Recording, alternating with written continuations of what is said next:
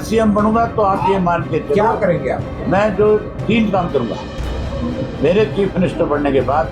अभय सिंह चौटाला का सीधे सीधे आरोप है कि सरकारी संपत्ति की लूटमार, इसे लूटमार कह सकते हैं। उस जमीन को औने पौने दाम में लिया गया है, अकेली ऑक्शन इनकी है, कोई ऑक्शन में आदमी नहीं है। जिला प्रशासन की सरकार की 27 एकड़ जमीन को खरीदने खुर्द-बुर्द करने का आरोप, और कह रहे हैं कि बीजेपी के 2 नेता, एक सतीश नांदल और दूसरे मनीष ग्रोवर, सुन लीजिए। जो लेने वाले हैं एक सतीश नांदल है और एक ये जो आपका मंत्री है राय जो है पहले, क्या नाम है इसका, मनीष ग्रोवर, ये लेने वाले हैं।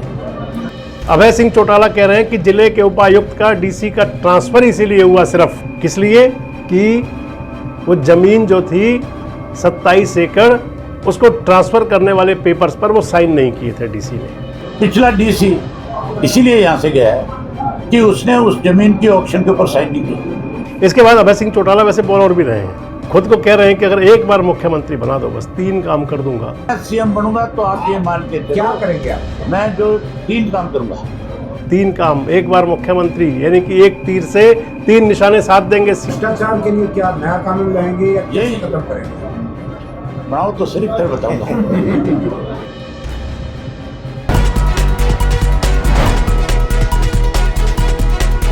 दोस्तों नमस्कार, मैं संजय बग्गू और मौजूद हैं देश रोजाना के डिजिटल मीडिया मंच पर। राजनीति में वो ज़्यादा चलता है जो बेबाक अपनी बात कहा करता है। सियासत का पहला फलसफा माना गया है सियासत में सफलता का, हालांकि सफलता मिलेगी या नहीं बात की बातें हैं, लेकिन माना यह जाता है कि जो व्यक्ति सामने आकर के बोलता है, जो व्यक्ति सामने आकर के अपनी बात कहता है, वो जनता के बीच लोकप्रिय जरूर हो जाता है। और अभय सिंह चौटाला के बारे में क्योंकि बात कर रहा हूं आपसे इस वीडियो में भी मैं, क्योंकि अभय सिंह चौटाला का स्टाइल ही कुछ ऐसा है, वर्किंग उनकी ऐसी है जिससे वो ये संदेश दे जाते हैं कि देखिए आपकी बात को और आपके मुद्दे को ढंग से तो मैं ही उठाऊंगा। अब रोहतक में थे अभय सिंह चौटाला और भारतीय जनता पार्टी के नेताओं पर, बीजेपी पर सीधे सीधे संगीन आरोप लगा रहे हैं। आरोप लगा रहे हैं लूट मार का, आरोप लगा रहे हैं जमीनों की खरीद फरोख्त के अंदर पूरी तरह से गलत तरीके इस्तेमाल करने का। कह रहे हैं कि रोहतक के अंदर 27 एकड़ जमीन, 27 एकड़, जिला प्रशासन की सरकार की 27 एकड़ जमीन को खरीदने खुर्द-बुर्द करने का आरोप, और कह रहे हैं कि बीजेपी के 2 नेता, एक सतीश नांदल और दूसरे मनीष ग्रोवर, सुन लीजिए। अभी हो गया आपके मैं यहाँ की एक और चीज बता देता हूँ। अभी जो है खेड़ी 7 गांव की जमीन है, ऑक्शन के अंदर 2 लोगों ने ली है। 28 किले है या 27 किले कितनी जमीन है, उसके दस्तावेज मैंने मंगाए, आ जाएंगे। फैक्ट्री वाले जो लेने वाले हैं एक सतीश नांदल है और एक ये जो आपका मंत्री है राय जो है पहले, क्या नाम है इसका, मनीष ग्रोवर, ये लेने वाले हैं। उस जमीन को औने पौने दाम में लिया गया है, अकेली ऑक्शन इनकी है, कोई ऑक्शन में आदमी नहीं है।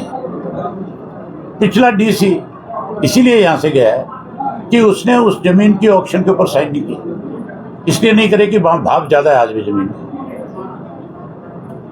इससे ज्यादा लूट क्या हो सकती है?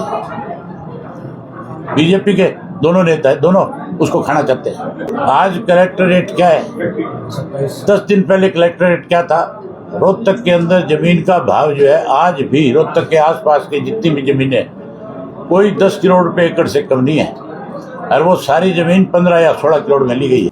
तो अभय सिंह चौटाला कह रहे हैं कि 27 एकड़ जमीन, बता रहे हैं कि रोहतक के अंदर, रोहतक के आसपास कहीं भी 10 करोड़ रुपए से, किले से कम जमीन नहीं है, लेकिन 27 एकड़ जमीन को अभय सिंह चौटाला का आरोप है कि 15-17 करोड़ रुपए में खरीद लिया गया, यानी कि कौड़ियों के भाव, हीरे को लोहे से भी कम रेट में खरीद लिया गया। ये इसी प्रकार के आरोप हैं।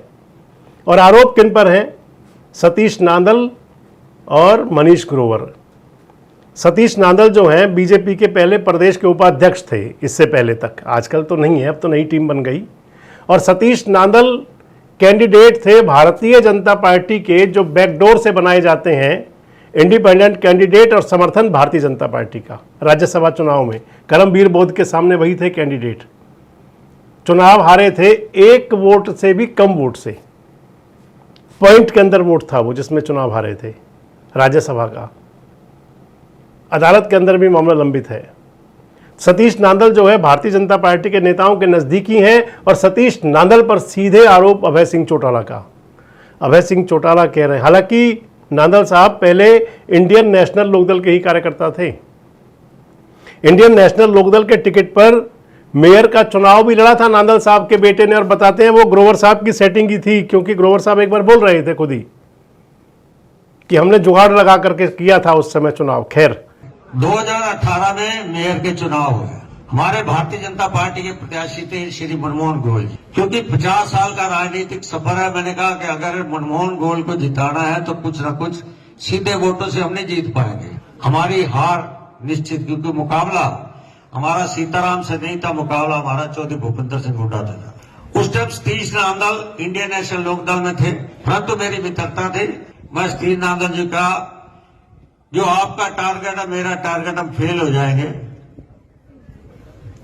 अगर जिताना है और उस टारगेट को फेल करना उनका, तो मेरी एक प्रार्थना कर लो। बोले क्या? सतीश जी को कहा कि अपने बेटा सचिन नांदल को चुनाव लड़ाओ। कहता पागल है कि मैं चुनाव लड़ाऊं, कहां जीत पाऊंगा? अगर नेता बन जाएगा, हार जीत की कोई बात नहीं। संचित नांदल चुनाव लड़ा, 35,000 वोट मिले। अगर वो 35,000 वोट उधर हो जाते तो हमारा प्रत्याशी गया था। ये बात राजेंद्र जी कहां गए, सुन रहे हो ना? हाँ, संचित नांदल को तैयार करके 35,000 हुए। अगर सीधा मुकाबला होता था बाबू हमारा हारता कि नहीं हारता था।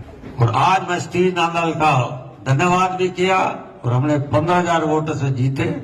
आज सतीश नांदल को हम इंडियन नेशनल तोड़कर उसके परिवार को पूरी भारतीय जनता पार्टी में ज्वाइन भी कर। बात ताजा आज की है।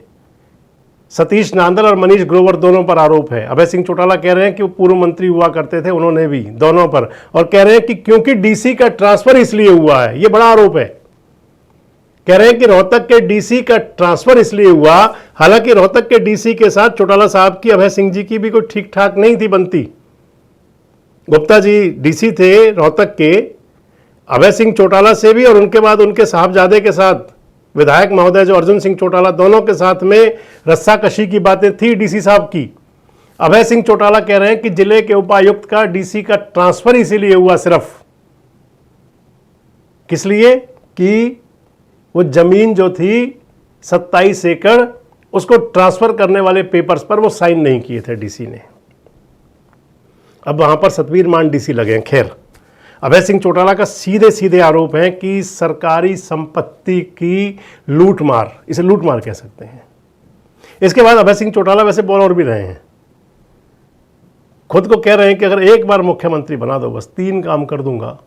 3 काम, एक बार मुख्यमंत्री, यानी कि एक तीर से 3 निशाने साध देंगे, सीएम बना दो। सुन लीजिए, अगली करप्शन भी बता देता हूँ। मैं सीएम बनूंगा तो आप ये मान के चलो, क्या करेंगे आप? मैं जो 3 काम करूंगा, मेरे चीफ मिनिस्टर बनने के बाद मेरी पहले 3 प्रायोरिटी है। इस प्रदेश का बदमाश खत्म करना, इस प्रदेश की बेरोजगारी खत्म करना और इस प्रदेश से भ्रष्टाचार खत्म करना, ये मेरी प्रायोरिटी होगी। मैं पहले इन 3 चीजों पर काम करूंगा। मेरे सरकार का हर आदमी इसके ऊपर खड़ा हो जाए। और साथ साथ कह रहे हैं भैया एक बार बना तो दो। कह रहे हैं कि भ्रष्टाचार पर पूरी तरह से रोक लगा देंगे, अभय सिंह चौटाला कह रहे हैं। भ्रष्टाचार के लिए क्या नया कानून लाएंगे या यही यही खत्म करेंगे? बनाओ तो सिर्फ फिर बताऊंगा। भ्रष्टाचार कह दिया ना, जिन लोगों ने भ्रष्टाचार किया, मुझे इनके लिए नई जेल भी बनवानी पड़ी तो वो भी बनवाऊंगा।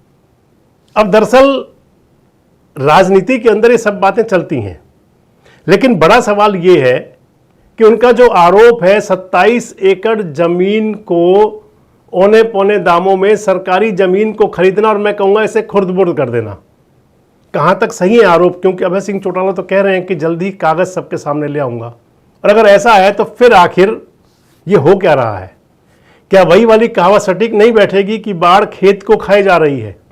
अगर इस प्रकार से सरकारी जमीनों को खुर्द-बुर्द किया जाएगा, नेताओं के हवाले किया जाएगा, तो फिर आखिर सरकारी खजाने का होगा क्या? और क्या आपको भी लगता है कि डीसी का ट्रांसफर इसीलिए हुआ होगा? कमेंट बॉक्स में अपनी राय जरूर दें। जुड़े रहें हमारे साथ, देखते रहें देश रोजाना। हमारे साथ जुड़े रहने के लिए सब्सक्राइब करें देश रोजाना के YouTube चैनल को और नई वीडियो की नोटिफिकेशन पाने के लिए बेल आइकन जरूर दबाएं। अगर आप ये वीडियो फेसबुक या इंस्टाग्राम पर देख रहे हैं तो पेज को लाइक और फॉलो जरूर करें और ज्यादा से ज्यादा शेयर करें।